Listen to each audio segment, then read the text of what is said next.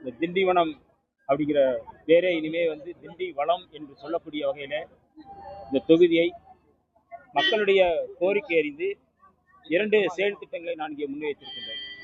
குறைந்தபட்ச செயல் திட்டம் என்பது மிக முக்கியமானது. அந்த குறைந்தபட்ச செயல் திட்டம் அப்படிங்கிறது அடிப்படை பிரச்சனைகள், மக்களுடைய அடிப்படை பிரச்சனைகள், அதாவது சாலை வசதி, பேருந்து வசதி. நிறைய கிராமங்கள்ல வந்து மினி பஸ் வேணும்னு கேட்குறாங்க. இப்போ கேட்குறாங்க மினி பஸ் வேணும் அப்படின்னு கேட்குறாங்க. தண்ணீர் வசதி, ரேஷன் கடை, இதெல்லாம் வந்து குறைந்தபட்ச செயல் திட்டமாக வந்து நம்ம வந்து நீண்டகால செயல் திட்டம் அப்படிங்கிறது 5 ஆண்டுகளில் நான் கொடுக்கக்கூடிய செயல் திட்டங்கள் அப்படிங்கிறது அந்த கோரிக்கைகள் இருந்தது.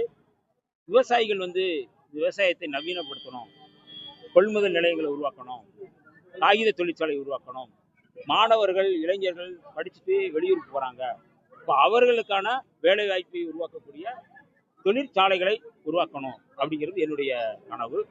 ரொம்ப முக்கியமாக திண்டிவனம் தொகுதி இதுவரை வந்து இந்தியாவில் தமிழ்நாட்டிலேயே ஒரு ரோல் மாடலாக இருக்கக்கூடிய தொகுதியாக மாற்றுவதற்கு நான் முயற்சி செய்கிறேன். ஒரு ஹைடெக்காக இன்னைக்கு வந்து திண்டிவனம் தான் சென்னையில் நுழைவதற்கு முன்பு இருக்கின்ற மிக முக்கியமான தொகுதி, சென்னைக்கு அருகில் இருக்கின்ற தொகுதி. விளம்பரங்களோட சொன்னால் கூட சென்னைக்கு மிக அருகில் தான் திண்டிவனம் சொல்கிறாங்க. ஆனால் இங்கே தொழிற்சாலைகள் ரொம்ப குறைவாக இருக்குது, தொழிற்சாலைகள் இல்லை. அப்போ இந்த இளைஞர்கள் எல்லாரும் வந்து விழுப்புரத்திலே இருந்து இவர்கள் வேலை வாய்ப்பை உருவாக்கக்கூடியது. பெண்களுக்கு குறிப்பாக நிறையா பெண்கள் வந்து இங்கே படிச்சிருக்கிறாங்க.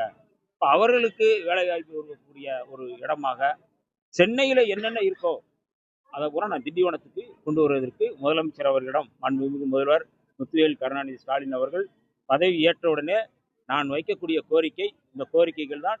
இந்த கோரிக்கைகளுக்காக இந்த 5 ஆண்டுகள் இதே தொகுதியில் நான் தங்க போகிறேன். வீடு எடுத்துட்டேன். வீட்டில் தான் நான் தங்கியிருக்கிறேன். நாளைக்கு வந்து மாண்புமிகு முன்னாள் அமைச்சர் அண்ணன் மஸ்தான் அவர்கள் எல்லோரும் இணைந்து நாங்கள் அங்கே வந்து வீட்டில் பால் காய்ச்சினோம். இன்னும் கூடுதல் என்னென்னா, இந்த 5 ஆண்டுகளுக்கான செயல் திட்டங்கள் ஒவ்வொரு ஆண்டும் ஒரு செயல் திட்டம், அதை நான் ஒரு அறிக்கையாக நான் கொடுக்குறேன். ஏன்னா கடந்த ஆண்டு வந்து அது உப்பள தொழிலாளர்களுக்கான கோரிக்கைகள் நிறையா இருக்குது. அது ரொம்ப ஏன்னா இன்னைக்கு தமிழ்நாட்டிலேயே தூத்துக்குடிக்கு அப்புறம் திண்டிவனம் தான், அந்த மரக்காணம் தான் திண்டிவனம் தொகுதியில் இருக்கின்ற மரக்காணம்.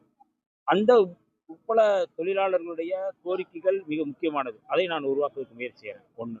2வது, கடந்த 5 ஆண்டுகளாக இருந்த சட்டமன்ற உறுப்பினர் இதுவரை வந்து மனுக்களை பெறுவதற்கு கூட ஒரு ஆபீஸ் போடல.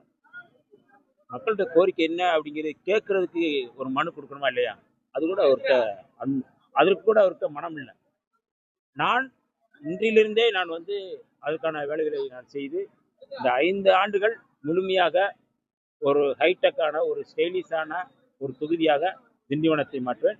இன்னும் குறிப்பாக அமைதியான தொகுதியாக, சமூக நல்லிணக்கத்தை உருவாக்கக்கூடிய தொகுதியாக இந்த தொகுதி இருக்கும் என்பதை நான் வந்து உறுதி கூற கடமைப்பட்டது.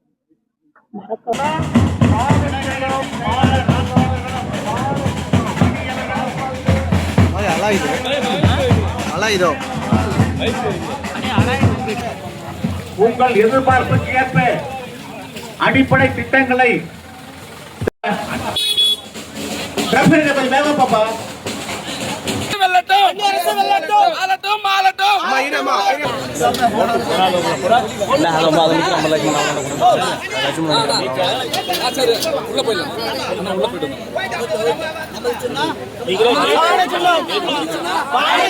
சின்னம் நமது சின்னம்.